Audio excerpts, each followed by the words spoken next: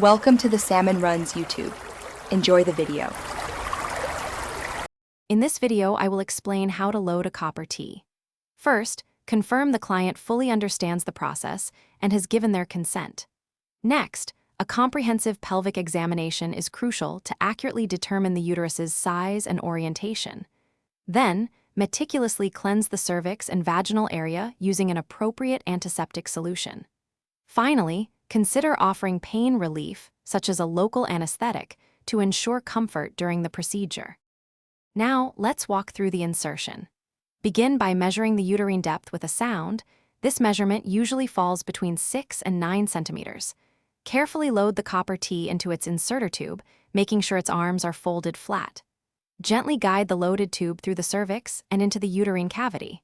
Once positioned, slowly withdraw the inserter, allowing the Copper T's arms to fully open and secure its placement. After successful insertion, trim the IUD strings to about 2 to 3 centimeters from the cervix. It's important to teach the client how to regularly check for these strings themselves.